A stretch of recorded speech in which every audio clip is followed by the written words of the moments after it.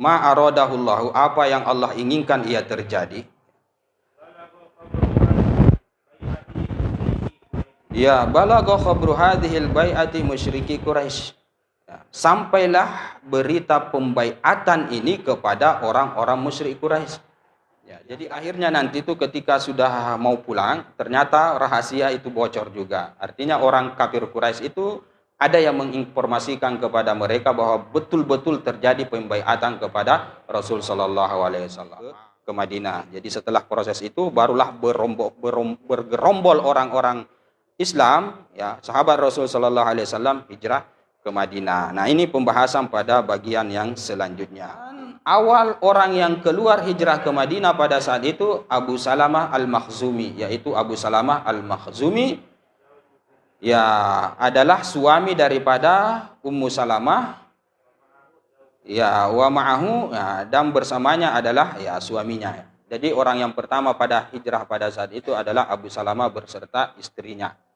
Nah, ini juga Abu Salamah adalah salah seorang sahabat yang mulia dalam catatan sejarah karena dia itu mempraktekkan 3 kali hijrah itu. Justru orang musyriknya Madinah yang beriman kepada Rasul Sallallahu Alaihi Wasallam. Kenapa? Yaitu tadi bagian bainahum, karena mereka merasa iri, merasa hasadan, kata Al-Imam Suyuti dalam tafsir ayat tersebut. Hasadan karena iri. Ternyata Nabi yang mereka tunggu itu bukan berasal dari marga mereka, bukan berasal dari Bani Israel. Justru dari orang Arab, suku pengembara, tidak ada catatan dalam sejarah, tidak tentu arah, tertinggal dari segi keilmuan. Nah, jadi itu yang membuat kemudian mereka tidak mau beriman kepada Rasul Sallallahu Alaihi Wasallam. Jadi tidak ada.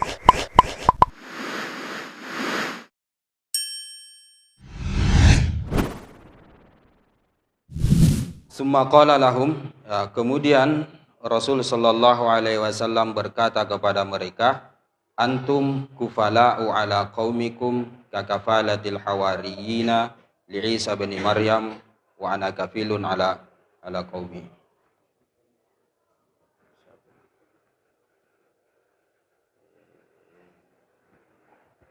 Farid. Bismillahirrahmanirrahim. Ya, summa qala lahum, kemudian Rasul sallallahu alaihi wasallam berkata kepada mereka, ya, antum kalian kufala'u, ya, adalah pemimpin ala qaumikum ke atas kaum kalian yang ada di negeri kalian atau di Yasrib atau di Madinah. Jadi pembahasan kita adalah al-aqabah as-saniyah, ya, bai'ah aqabah yang kedua, yang mana pada bai'at ini Rasul Shallallahu Alaihi Wasallam membai'at 12 orang secara khusus. Itu sudah kita bahas pada pertemuan yang sebelumnya.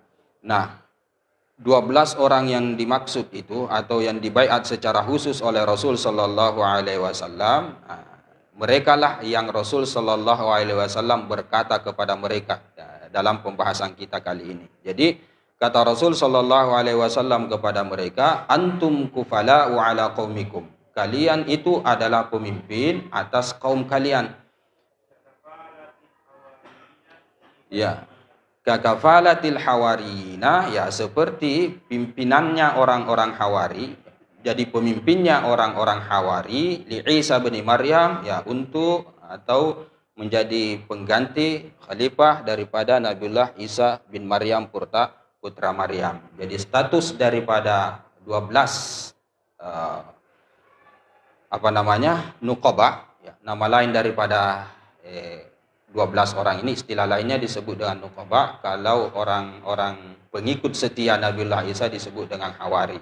Tetapi status mereka itu sama dengan Hawari, artinya orang yang betul-betul berjanji setia kepada Rasul sallallahu kepada Nabiullah Isa alaihissalam. Kalau di sini kepada Rasul sallallahu alaihi wasallam untuk membela Rasulullah, untuk selalu mendakwahkan risalah yang dibawa oleh Rasul sallallahu alaihi wasallam di tengah kaum mereka secara sendiri-sendiri. Nah, itu status daripada Hawari atau daripada nakib untuk di zaman Rasul sallallahu alaihi wasallam. Cuma begini, ada beberapa riwayat yang mengatakan secara khusus Rasul Shallallahu Alaihi Wasallam berkata begini, likulli nabiin hawari. Setiap nabi itu pasti punya hawari, pasti punya orang yang betul-betul sehidup semati dalam membela nabinya. Wahawari Zubair bin Awam. Dan orang yang betul-betul setia sehidup semati membela aku adalah Zubair bin Awam. Itu salah satu predikat yang dikhususkan oleh Rasul Shallallahu Alaihi Wasallam atas keistimewaan Zubair bin Awam. Masalahnya di sini tidak ada Zubair bin Awam. Nah, tidak ada disebutkan Zubair bin Awam di Naqib atau Nuqaba yang 12 itu. Nah, itu salah satu keistimewaan daripada Zubair bin Awam. Oke. Jadi kata Rasul sallallahu alaihi wasallam, antum kufala wa ala qaumikum ka kafalatil hawarina li Isa ibni Maryam. Wa ana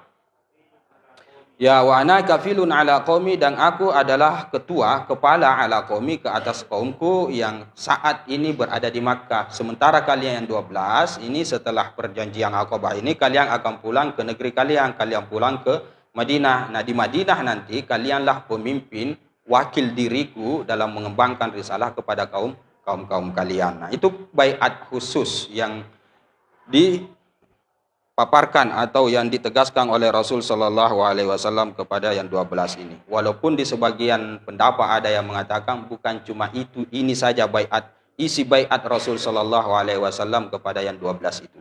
Jadi ada lagi, panjang lagi isi daripada baiat Rasul Shallallahu Alaihi Wasallam kepada mereka. Oke, terus ya, wali amri ma aradahullahu. Nah, untuk suatu perkara ma aradahullahu, apa yang Allah inginkan ia terjadi.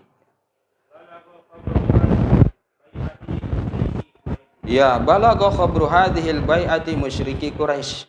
Ya, sampailah berita pembaiatan ini kepada orang-orang musyrik Quraisy. Ya, jadi ada hikmah di balik itu. Itu maksudnya li amrin ma aradahullah. Itu dia maksud dengan hikmah. Jadi tiba-tiba ternyata bocor juga. Kan kemarin kalau saya tidak salah ya, pembahasan kita orang-orang kafir Quraisy itu mencurigai kalau ada baiat yang dilakukan oleh orang-orang yang dari luar kota Makkah, dalam artian dari Yasrib. Nah, kemudian orang-orang kafir Quraisy itu meneliti apakah betul terjadi suatu peristiwa pembaiatan. Sudah dibahas itu? Enggak ya? Belum pilih? Ya, oke. Kita fokus saja dulu di sini. Jadi berita pembaiatan Rasul Shallallahu Alaihi Wasallam itu didengar oleh orang-orang musyrik Quraisy pada saat itu. Faja'u, akhirnya mereka pun datang. Ya, wadakhalu, dan mereka pun mendatangi ya kediaman orang-orang Ansor di situ, ya tempat mereka pada saat itu. Ya, waqalu, dan mereka berkata, ya ma'asyaral Khazraj, wahai sekalian orang-orang Khazraj, balagona sampai kepada kami, maksudnya suatu berita, isu, desas-desus, annakum, bahwasanya kalian, jitum li sahibina, kalian datang untuk sahabat kami, maksudnya Rasul sallallahu alaihi wasallam. Kalian datang ke sini, oh rupanya untuk membaiat Rasulullah. Nah, itu maksudnya. Tukhrijunahu min ardina, kalian keluarkan dia dari bumi kami, wa tubayi'unahu ala harbina, dan kalian membaiat dia untuk memerangi kami. Nah, marah pada saat itu orang-orang musyrik Quraisy. Oh, rupanya kalian datang ke sini untuk berbaiat kepada nabi yang kami benci ini, bahasa kasarnya seperti itu. Kalian mau berjanji setia kepada dia, kalian ambil dia sebagai pemimpin, kalian bawa dia ke negeri kalian, kemudian kalian akan memerangi kami. Oh, ini tidak bisa dibiarkan. Nah, itu salah satu kekejaman orang-orang kafir Quraisy pada saat itu kepada mereka yang membaiat Rasul sallallahu alaihi wasallam yang berasal dari Yasrib. Oke. Ya, fa'ankaru dzalika. Namun mereka ini orang-orang Khazraj ini mengingkari itu. Tidak, kami tidak pernah membaiat Rasul sallallahu alaihi wasallam. Tapi tidak dikatakan seperti itu ya. Kalau di dalam kitab Ar-Rahiqul Maktum itu tidak sampai itu terlontar di mulut orang-orang Khazraj ketika orang-orang Quraisy mengatakan apakah betul kalian membaiat Rasulullah, tidak sampai terlontar pengakuan bahwa mereka tidak membaiat Rasul sallallahu alaihi wasallam. Bahwa mereka membaiat Rasul sallallahu alaihi wasallam tidak sampai terlontar. Mereka hanya saling pandang antara satu dengan yang lain, dan yang menjawab pada saat itu adalah Abdullah bin Ubay. Kebetulan Abdullah bin Ubay di situ adalah ya orang-orang yang dari Madinah juga, tetapi dia musyrik, kafir, tidak Islam.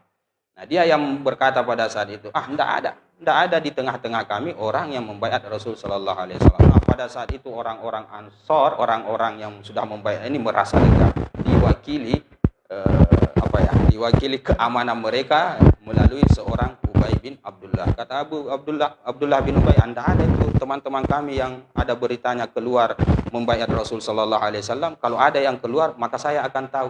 Ternyata dia tidak tahu kalau malam itu kan kita sudah cerita kemarin mengendap-endap keluar semua membaiat Rasul Shallallahu Alaihi Wasallam. Dia tidak tahu kalau rombongannya itu ada yang membaiat Rasul Shallallahu Alaihi Wasallam. Jadi dia yang mewakili pada saat itu. Nah, akhirnya ketika mereka saling pandang memandang, mereka pun merasa lega.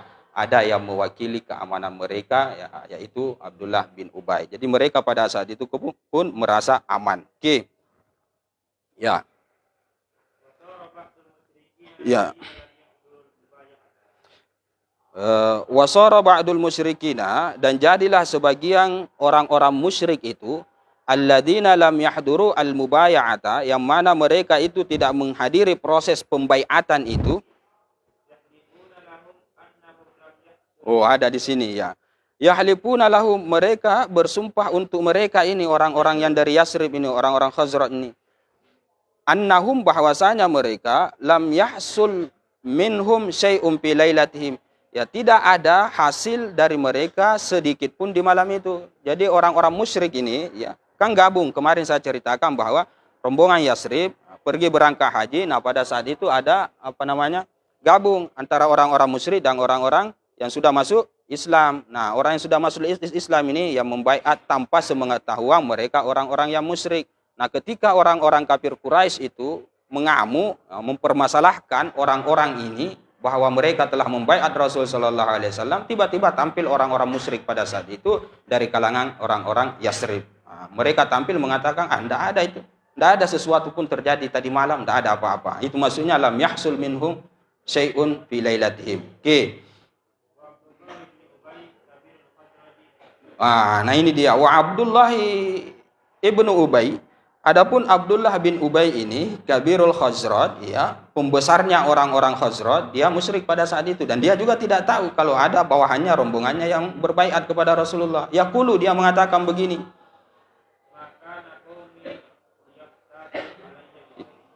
Ya, makana qaumi liyaftatu alayya, tiadalah kaumku ini akan memisahkan diri alayya ke atasku. Mereka tidak akan pernah memisahkan diri atasku bisyai'in, dengan sesuatu min dalika, dari yang demikian itu. Nah, akhirnya mereka pun puas, orang-orang beriman ini merasa aman, dan orang-orang kafir Quraisy pada saat itu karena mendengar langsung informasi dari orangnya, dari orang-orang Khazraj ini bahwa memang tidak ada proses pembaiatan, ya mereka pun tidak ada di balik apa terjadi, tidak ada di balik pembaiatan kepada Rasul Shallallahu Alaihi Wasallam. Akhirnya mereka pulang. Tetapi kemudian di akhir-akhir itu, karena di sini kayaknya tidak Anda sebutkan langsung kepada hijrah muslimin, di akhir-akhirnya nanti itu ketika sudah mau pulang, ternyata rahasia itu bocor juga. Artinya orang kafir Quraisy itu ada yang menginformasikan kepada mereka bahwa betul-betul terjadi pembaiatan kepada Rasul Shallallahu Alaihi Wasallam. Nah, akhirnya orang-orang kafir Quraisy ini pun memburu, menangkap itu orang-orang Khazraj. Tetapi masalahnya mereka sudah pulang, sudah lepas sudah pulang. Yang mereka temukan yang masih dekat-dekat dalam pengejaran mereka ada dua orang, satu Munzir, yang kedua adalah Ubadah bin Somit. Kalau saya Sa'ad bin Ubadah. Munzir dan Sa'ad bin Mu'az dan Sa'ad bin Mu'az. Ada dua orang itu saja yang didapat oleh orang-orang kafir Quraisy Makkah pada saat itu. Selebihnya itu pulang semua selamat ke Yasrib. Nah, yang satunya Munzir itu tidak diapa-apakan oleh kafir Quraisy karena sudah tua orangnya, kasihan, jadi dilepaskan saja. Sementara Sa'ad bin Mu'az, nah itu dianiaya habis-habisan oleh orang-orang kafir Quraisy, tetapi kemudian dia dilindungi oleh Mut'im bin Adi. Ada dua orang kafir Quraisy Makkah yang memberikan keamanan atau pembelaan kepada Sa'ad bin Mu'az. Kenapa? Ya karena balas jasa. Yaitu Mut'im bin Adi satunya, ada lagi satu orang itu pernah ditolong oleh Sa'ad bin Mu'az, pernah juga dilindungi oleh Sa'ad bin Mu'az ketika keduanya ini memperjalankan perdagangan mereka pada saat itu. Jadi bahasa kasarnya Sa'd bin Mu'adz ini yang melindungi dagangan daripada dua orang ini sebelumnya, ya, karena adanya jasanya akhirnya yang dua orang ini mengatakannya sekali lepas saja. Akhirnya dilepaskan juga Sa'd bin Mu'adz. Nah, lepaslah orang-orang Yasrib pada saat itu yang berjanji setia kepada Rasul sallallahu alaihi wasallam. Kemudian di belakangnya Rasul sallallahu alaihi wasallam menyusul, dan itulah yang akan kita bahas nanti. Tapi sebelumnya itu didahului dulu oleh hijrahnya orang-orang Islam ke Madinah. Jadi setelah proses itu barulah bergerombol orang-orang Islam, ya, sahabat Rasul sallallahu alaihi wasallam hijrah ke Madinah. Nah, ini pembahasan pada bagian yang selanjutnya.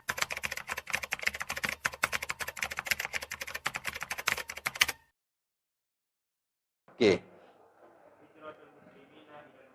Nah, sekarang pembahasan hijratul muslimina, hijrahnya orang-orang Islam ilal Madinati kepada Madinah. Ya. Ya, walamma raja'al ansaru ilal Madinati, ketika pulang ini orang-orang Ansor ke Madinah. Ya, dhahara, maka tampaklah di kalangan mereka itu Islam aksara, lebih banyak minal marratil ula, daripada kali yang pertama. Jadi sebelumnya itu kan ada dulu yang lebih duluan pada membaiat Rasul sallallahu alaihi wasallam pada bai'ah Aqabah yang pertama. Nah, orang ini pulang menyebarkan Islam, akhirnya datang kemudian berikutnya untuk bai'ah Aqabah yang kedua.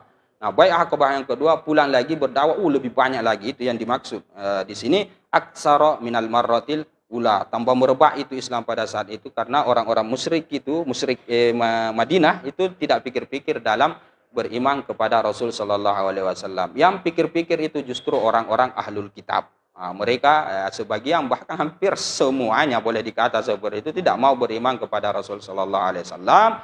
Justru orang musyriknya Madinah yang beriman kepada Rasul sallallahu alaihi wasallam. Kenapa? Yaitu tadi bagian bainahum, karena mereka merasa iri, merasa hasadan, kata Al-Imam Suyuti dalam tafsir ayat tersebut. Hasadan karena iri. Ternyata Nabi yang mereka tunggu itu bukan berasal dari marga mereka, bukan berasal dari Bani Israel. Justru dari orang Arab, suku pengembara, tidak ada catatan dalam sejarah, tidak tentu arah, tertinggal dari segi keilmuan. Jadi itu yang membuat kemudian mereka tidak mau beriman kepada Rasul sallallahu alaihi wasallam. Jadi tidak ada penghalang bagi mereka orang-orang Khazraj, orang-orang Aus untuk beriman kepada Rasul sallallahu alaihi wasallam pada saat itu. Itu yang menyebabkan kemudian Islam intishar, menyebar di Madinah. Amma Rasulullah sallallahu alaihi wasallam, adapun Rasul sallallahu alaihi wasallam wa ashabuhu, dan para sahabatnya yang lain, ya, itu semakin bertambah ke atas mereka itu adal musyrikina, penganiayaannya orang musyrik. Semakin ditindas Rasul sallallahu alaihi wasallam pada saat itu. Jadi semakin sadis, apalagi mereka sudah dengar, bahaya ini. Karena Rasul sallallahu alaihi wasallam ini sudah ada orang yang membaiat mereka, yang berjanji setia kepada dia. Ini kalau tidak di bahasa kasarnya ya ditindas habis-habisi Rasulullah sampai dia berhenti dalam risalahnya, bahaya ini. Akhirnya mereka pun aniaya, kezaliman itu semakin deras mengalir kepada Rasul sallallahu alaihi wasallam dan para sahabatnya. Oke.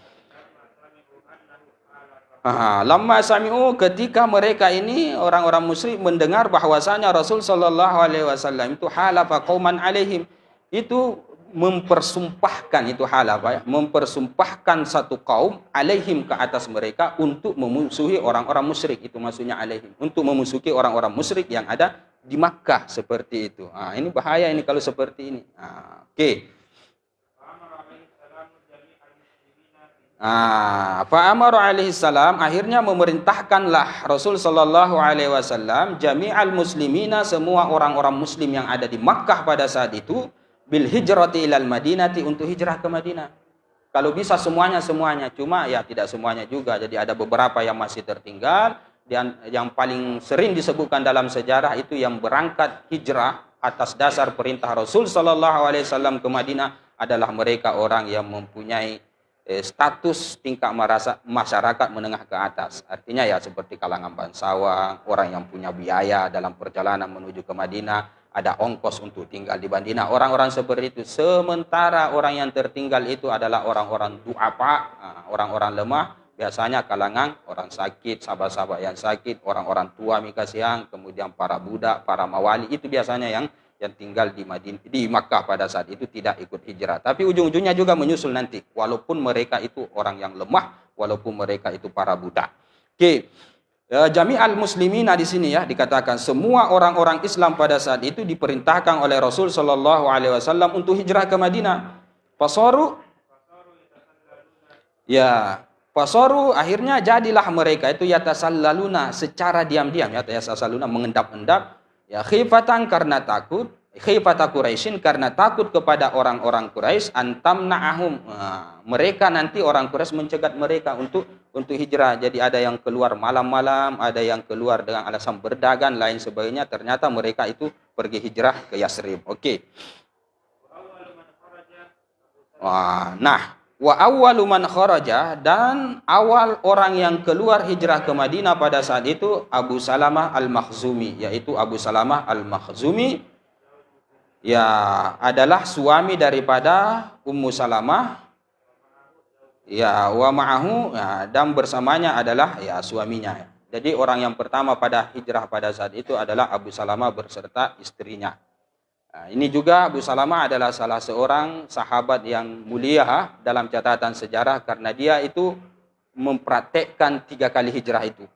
Dia hijrah ke Habasyah 2 kali bahkan ya dalam catatan sejarah, dan dia juga hijrah ke Madinah. Justru ke Madinah dia adalah orang pertama yang hijrah ke Madinah. Ya, cuma kasihan waktu hijrah di Habasyah itu pernah dia pulang di tengah perjalanan. Ya dia pulang kenapa? Karena mendengar orang-orang yang ada di Makkah itu kafir Quraisy itu sudah beriman kepada Rasul sallallahu alaihi wasallam pada peristiwa Goronik itu ya, peristiwa penyampaian ayat oleh Rasul sallallahu alaihi wasallam yang salah yang kemudian menyebabkan orang-orang musyrik juga ikut sujud pada saat itu. Saya rasa itu sudah dibahas ya kalau saya tidak salah tentang Qissatul Goronik itu. Jadi pulangi pada saat itu ternyata sampai di perjalanan dia dengar kabar ternyata ya masih banyak orang kafir, masih banyak orang musyrik yang ada di Makkah. Nah, akhirnya dia mau kembali, sudah nanggung, sudah dekat di Makkah pada saat itu ya ada yang kembali ke Habasyah, ada yang meneruskan. Yang meneruskan ini mereka mempunyai perlindungan, mempunyai jiwar, mempunyai keamanan, artinya ada orang yang membela mereka, yang menjamin mereka, yang mengamankan mereka di Makkah pada saat itu, dan salah satunya Abu Salamah pada saat itu dijamin oleh Abu Thalib. Jadi dia tetap meneruskan perjalanan sampai ke Makkah. Nah, hijrah yang selanjutnya ke Madinah, nah justru dia yang pertama. Itu luar biasanya, mulianya dia ini Abu Salamah. Ya kita tahu bahwa pahala hijrah itu luar biasa sekali. Ganjarannya adalah surga. Nah, orang yang pertama hijrah adalah Abu Salamah bersama istrinya. Terus ya wa kana qaumuha adalah kaumnya ini, kaumnya Ummu Salamah, mana'uha itu mencegah dia untuk ikut hijrah dengan suaminya. Nah, akhirnya apa? Ya terpaksa Abu Salamah berangkat hijrah sendiri pada saat itu. Ya, berangkat sendirian, disusul kemudian oleh anaknya. Nah, tinggallah Ummu Salamah sendiri di Makkah. Dalam riwayatnya itu dikatakan Ummu Salamah ya menangis terus setiap malam karena berpisah dengan suaminya, karena tidak tega ya akhirnya keluarganya Ummu Salamah pun merasa kasih, akhirnya ya sudahlah biarkan saja dia hijrah. Akhirnya dia pun hijrah sendiri pada saat itu. Ada juga riwayat sama anaknya yang satu, dia perempuan kasihan, di tengah perjalanan dia berpapasan dengan salah seorang sahabat, Abu Thalhah kalau saya tidak salah. Abu Thalhah yang menemani dia untuk hijrah ke Madinah, meneruskan membawa dia, mengantar dia sampai bertemu dengan suaminya. Itu salah satu kisah daripada Ummu Salamah. Nah, Ummu Salamah juga ini yang kelak akan dipersunting oleh siapa? Jadi Abu Salamah itu meninggal nanti pada perang Badar dalam satu riwayat, tetapi di dalam kitab Sirah An-Nabawiyah Ibn Hisham, Ibn Ishaq mengatakan bahwa Abu Salamah meninggal pada perang Uhud. Setelah meninggal perang Uhud, ya terpaksa istrinya itu kasihan masuk dalam iddah. Kemudian setelah selesai iddahnya dilamar oleh baginda Abu Bakar, Ummu Salamah ini, tetapi dia tolak. Datang baginda Umar juga melamar, dia tolak juga. Datang orang ketiga langsung diterima. Siapa dia? Rasul sallallahu alaihi wasallam. Jadi istri Ummul Mukminin ini Ummu Salamah.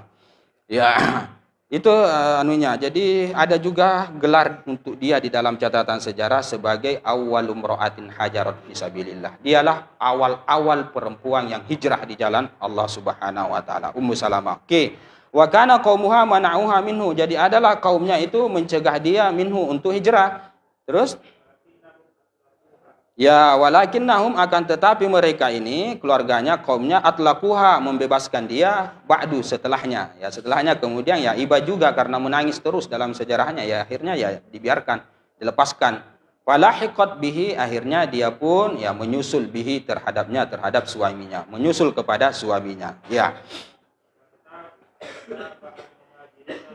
Ya, wa tataba'al muhajiruna firaran bidinihim. Kemudian ya berurutanlah, ya, bergelombanglah, ya, tatabat berurutan terus, bersusun-susun itu disebut dengan tataba. Orang-orang yang hijrah firaran bidinihim karena lari, ya, membawa agama mereka. Ya, lari demi akidah dan keyakinan mereka yang selalu ditindas di Makkah pada saat itu. Jadi banyak yang hijrah pada saat itu liyatamakkanu, agar supaya mereka itu memungkinkan min ibadatillahi, untuk menyembah Allah Subhanahu wa taala. Memang disunnahkan kita untuk berhijrah, ya, untuk berhijrah. Jadi alam takun ardullahi wasi'ah, tidakkah bumi Allah itu luas di dalam ayat fatuhajiru fiha, maka kalian itu berhijrah di situ, di bumi Allah Subhanahu wa taala. Ya, cuma ada hadis yang mengatakan la hijrata ba'dal fathi. Tidak ada hijrah setelah penaklukan kota Mekah. Nah, itu yang dimaksud adalah hijrah yang seperti ini. Walakin jihadun, ya. La hijrah ba'dal fathi, la walakin jihadun, kalau saya tidak salah seperti itu. Nah, itu yang dimaksud ya hijrah yang seperti. Memang tidak diperbolehkan lagi hijrah setelah Fathu Makkah, hijrah secara fisik. Tetapi secara psikis atau secara maknawi, hijrah itu anjurannya, kesunahannya tetap berlaku sampai kiamat. Kita tetap dituntut untuk hijrah. Nah, cuma masalahnya hijrah yang bagaimana? Maknawi, dalam artian hijrah amanah Allah ila taatillah. Hijrah dari apa yang dilarang oleh Allah Subhanahu wa taala, kemaksiatan dan lain sebagainya, kepada ketaatan kepada Allah. Ketika di satu negeri, ketika kita di satu tempat tidak bisa menjalankan agama kita dengan baik, dengan benar, selalu ditindas, selalu dianiaya, maka pada saat itu kita dikenakan aturan untuk berhijrah. Itu harus kita laksanakan. Nah, jadi tempat-tempat di mana saja yang kita tidak bisa beribadah kepada Allah Subhanahu wa taala dengan tenang, dengan nyaman, lebih baik tinggalkan tempat itu, karena tempat itu ardun su istilahnya. Bumi yang tidak baik. Nah, seperti itulah juga yang berlaku kepada seorang Bani Israel. Kisah Bani Israel, seorang pemuda yang membunuh 99 orang. Kemudian dia tobat, kurang lebih seperti itu. Jadi ada perintah daripada si rahib, ya, orang-orang pada saat itu untuk menyuruh dia keluar. Ya, tinggalkan kampungmu itu, karena kampungmu itu adalah kampung yang su. Daripada melakukan kemaksiatan, lebih baik tinggalkan. Akhirnya dia tinggalkan, mencari orang yang bisa dia tanyakan terkait dengan dosa yang dia lakukan. Nah, bertemu dengan seorang rahib, dia ceritakanlah kisahnya, dosanya begini-begini. Ini kisah masyhur. Nah, tetapi kemudian rahib itu mengatakan, tidak ampuni dosamu oleh Allah. Terlalu banyak orang yang kamu bunuh. Akhirnya nak bunuh juga rahib tersebut, cukup 100 orang. Kan begitu dalam kisahnya. Nah, cari lagi rahib yang dia tempati untuk bertanya. Ada satu kampung, di situ dia bertanya. Orang kampung begitu tersebut mengatakan, ada rahib di sebelah sana. Kamu ke sana saja, mungkin dia bisa memberikan satu solusi terhadap keinginan tobatmu itu. Pergi ke sana, tidak sampai di kampung itu, akhirnya dia meninggal. Nah, laki-laki ini juga disebut dengan orang yang dikenakan perintah untuk hijrah daripada tempat yang tidak baik. Nah, secara fisik memang hijrah yang dimaksud seperti ini memang sudah ditutup setelah penaklukan kota Makkah, tetapi secara maknawi itu masih berlaku sampai kiamat. Nah, akhirnya orang-orang pun pada saat itu berhijrah karena menyelamatkan agama mereka, agar supaya mereka tamkin, ya, memungkinkan untuk beribadah kepada Allah. Ya, alladzi, yang mana imtazaja hubbuhu, yang sudah mendarah daging. Itu imtazaja hubbuhu, cintanya kepada Allah, bilahmihim, pada darah mereka, wadamihim, pada daging mereka, wadamihim, dan pada darah mereka. Kecintaan kepada Allah, kecintaan kepada Rasul sallallahu alaihi wasallam itu sudah mendarah daging. Bahkan rela ditinggalkan negeri atau kampung halaman sendiri. Oke. Ya. Hatta soru, bahkan sampai jadilah mereka ini la ya'bauna bimufaraqati autanihim. Mereka tidak merasa ya'bauna, merasa menderita, menderita bimufaraqati autanihim, karena berpisah dengan kampung mereka. Tidak merasa menderita, ya, karena memang seperti itu, hijrah kepada Allah itu akan membuat kita aman di negeri atau di tempat baru di mana kita bebas menyembah Allah Subhanahu wa taala. Dilupa itu kampung. Terus ya, dan menjauh an abaihim, dari bapak-bapak mereka, wa abnaihim, dan anak-anak mereka. Ya, jauhnya dari orang tua, dari keluarga, dari anak-anak, dari sanak famili, dari teman-teman, dari para kerabat, dari pacar, itu tidak terasa. Hilang semua itu ketika keimanan itu sudah bertapak di dalam hati, menyembah kepada Allah yang kita inginkan, cinta kepada Rasul sallallahu alaihi wasallam yang kita inginkan. Tapi kalau tidak terhujam kuat kecintaan kepada Rasulullah, kecintaan kepada Allah, kecintaan terhadap agamanya, kecintaan kepada ulama, kecintaan kepada syariat Islam, pelajaran-pelajaran dan lain sebagainya, maka akan datang semua itu bisikan-bisikan. Ulama kok, bapakmu di sana begini, anakmu di sana begini,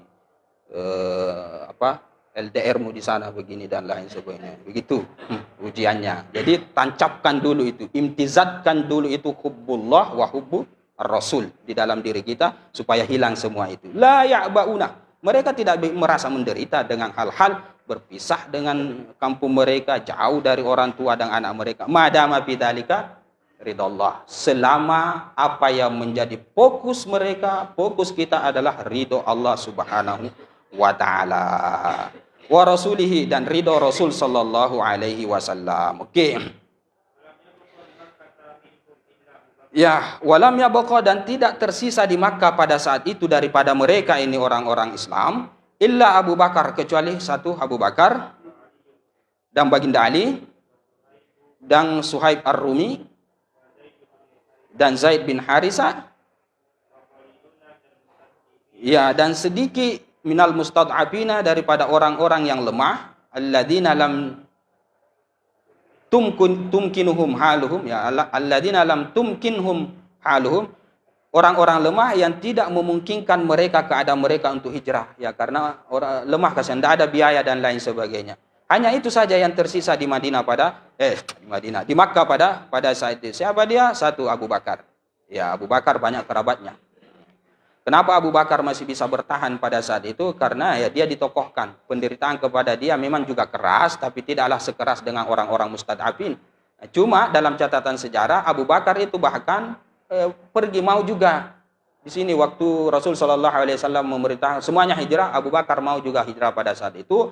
Tetapi yang menahan dia adalah Rasul Shallallahu Alaihi Wasallam. Jangan, sama-sama bagi. Kenapa? Karena saya yakin akan turun perintah Allah Subhanahu Wa Taala untuk memberikanku izin berhijrah. Kenapa Rasul Shallallahu Alaihi Wasallam tidak hijrah sekalian dengan orang-orang Islam pada saat itu? Karena belum ada izin dari Allah Subhanahu Wa Taala. Tidak boleh ketika Allah menentukan satu lokasi untuk berdakwah di situ. Pokoknya berdakwah di situ, tidak boleh keluar sekejam bagaimanapun penganiayaan kaum yang kita dakwahi, yang kita sampaikan risalah Allah Subhanahu Wa Taala. Tidak boleh keluar kecuali ada izin Allah Subhanahu Wa Taala, baru boleh keluar, baru boleh meninggalkan. Nah, Rasul Shallallahu Alaihi Wasallam belum ada izin pada saat itu, akhirnya dia tinggal, dia tidak ikut bersama. Salah satu kisah yang baru kita temukan kalau saya tidak salah di dalam tafsir, salah satu asbab kenapa Nabiullah Yunus bin Matta itu diterkam paus, karena salah satunya adalah dia keluar dari kaumnya dalam keadaan tidak ada izin dari Allah. Apa itu ayatnya? Dhahaba mughadiban, ya. Yang jelasnya itu yang saya ingat, dhahaba mughadiban. Wadkur Dhannun. Ingatlah Dhannun idzahaba mughadiban, ketika dia keluar pergi dalam keadaan marah, dalam keadaan jengkel karena kaumnya ini ya tidak ada mau menerima dakwanya. Nah, tidak ada izin dari Allah Subhanahu Wa Taala. Wa dhanna, dan dia menduga Allah naqdiru alaihi, bahwasanya kami, kata Allah, tidak mampu memperlakukan dia dengan diiqab, disiksa, dimasukkan ke dalam paus, dia kira merasa aman-aman saja, keluar begitu saja tanpa ada izin dari kami. Dan ternyata ketika dia keluar, barulah Allah berikan semacam ujian kepada dia dengan cara tenggelamkan kapalnya, kemudian dimansa oleh paus pada saat itu. Tetapi ya tetap dia keluar dari perut paus karena munajat dia atau berdoa kepada Allah Subhanahu wa taala, la ilaha illa anta subhanaka inni kuntu minadh dhalimin. Akhirnya dibebaskan oleh Allah Subhanahu wa taala. Nah, ini salah satu yang menjadi isyarat atau dalil kepada kita semua kenapa Rasul sallallahu alaihi wasallam pada saat itu tidak ikut hijrah dengan orang-orang Islam karena belum ada izin. Nah, baginda Abu Bakar mau hijrah pada saat itu tapi ditahan oleh Rasulullah. Jangan, saya rasa ini kata Rasulullah akan ada izin dari Allah Subhanahu wa taala untuk hijrah. Dan terbukti tidak berselang lama turun malaikat Jibril kepada Rasul sallallahu alaihi wasallam menyampaikan makar orang-orang kafir Quraisy yang sudah sampai kepada puncaknya di Darun Nadwa bahwa mereka akan membunuhmu. Pada saat itu kemudian Rasul sallallahu alaihi wasallam hijrah. Jadi orang-orang kafir Quraisy di puncak-puncaknya, klimaksnya itu mereka berkumpul di satu parlemen yang disebut dengan Darun Nadwa. Perkumpulan pada saat itu ada Abu Jahal, Abu Lahab, semuanya berkumpul di situ. Bagaimana ini Rasulullah? Jadi kata sebagian mengatakan begini, tangkap dia, pokoknya pasung dia. Tapi ada seorang tua yang mengatakan, enggak, usulan itu belum, tidak bisa diterima. Kalau kamu pasung dia, kamu tangkap dia, dakwahnya tetap akan berkembang. Jadi bisa saja orang-orang yang walaupun dia dalam penjara, tetapi orang-orang itu masih bersimpati kepada dia. Masih ada yang dia bisa pegang, masih ada yang dia bisa lihat. Masih ada Rasulullah walaupun di penjara. Dan banyak begitu. Imam Ibnu Taimiyah dalam penjara, tetapi banyak memberikan hidayah kepada yang lain. Siapa lagi? Ahmad bin Hanbal di penjara juga, tetapi murid-muridnya juga semakin besar. Siapa itu penulis bestseller juga? Al-Qarni itu? Siapa itu? Ada Al-Qarni itu. Itu juga. Walaupun di penjara, tetapi banyak muridnya dan lain sebagainya. Jadi kata orang tua tersebut, belum diterima itu usulanmu. Ada lagi yang mengatakan, begini saja, kita usir saja dari negeri ini. Bahaya kalau kamu usir. Kalau cuma sekedar diusir, jangan sampai dia menggalang pasukan di sana, kemudian menyerang kita, habis kita. Kata Abu Jahal, begini saja.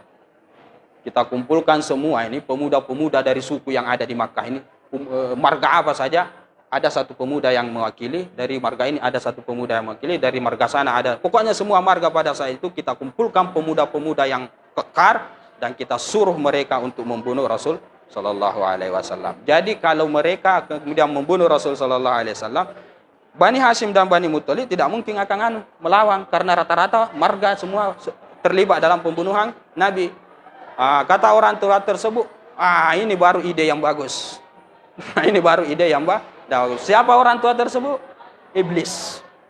Iblis datang menyerupakan diri sebagai manusia. Nah, dia yang tolak itu usulan-usulan yang tadi itu. Ketika usulan membunuh Rasul sallallahu alaihi wasallam, baru dia bilang ini bagus. Malamnya mengendap-endap orang ke kediaman Rasul sallallahu alaihi wasallam. Tetapi malaikat Jibril sudah menyampaikan kepada Rasul sallallahu alaihi wasallam bahwa hasil kesepakatan di Darun Nadwa adalah kamu akan dibunuh. Pokoknya sebelum pagi kamu harus hijrah. Kamu harus keluar. Jadi orang-orang itu berkumpul, yang pemuda-pemuda itu tunggu-tunggu Rasul sallallahu alaihi wasallam. Kata Rasul sallallahu alaihi wasallam, Ali, tempati kamu baring di tempat pembaringan saya. Gantikan saya di situ, saya mau keluar bersama Abu Bakar. Nah, baginda Ali tanpa pikir panjang langsung baring, padahal anak-anak masih pada saat itu. Padahal mau dibunuh ini, bukan mau diapa-apakan, mau dibunuh. Dia menggantikan posisi Rasul sallallahu alaihi wasallam di situ. Kemudian Rasul sallallahu alaihi wasallam keluar. Orang-orang itu pada saat itu ada yang mengatakan tertidur dalam satu riwayat, ada yang mengatakan tidak tertidur, menunggu saja, melihat-lihat Rasul sallallahu alaihi wasallam sambil ngobrol dan lain sebagainya, jaga-jaga. Tetapi Rasul sallallahu alaihi wasallam lewat saja. Mereka tidak melihat. Bahkan Rasul sallallahu alaihi wasallam sempat mengambil pasir kemudian taruh di kepalanya satu-satu. Tidak lihat. Pada saat itu Rasul sallallahu alaihi wasallam membacakan ayat wa ja'alna min baini aidihim sadda wa min khalfihim sadda fa aghshaynahum fahum la yubsir. Itu ayat sakral itu, jangan digunakan macam-macam itu ayat itu. Tidak lihat Rasul sallallahu alaihi wasallam lewat. Masuk nak cari Rasul sallallahu alaihi wasallam, dibuka kelambu, ternyata baginda Sudah lepas Rasul sallallahu alaihi wasallam hijrah pada saat itu ke Madinah. Nah, itu salah satu kisah ya, proses terjadinya hijrah pada saat itu. Pada pembahasan kita berhenti pada mana tadi itu? Pada orang-orang walam yabqa, ya kita berhenti pada pembahasan walam yabqa bi Makkah, tidak tersisa di Makkah dari mereka kecuali bahasa mafhumnya secara umum mustad'afin, kecuali orang-orang lemah. Hakadha wa billahi taufik.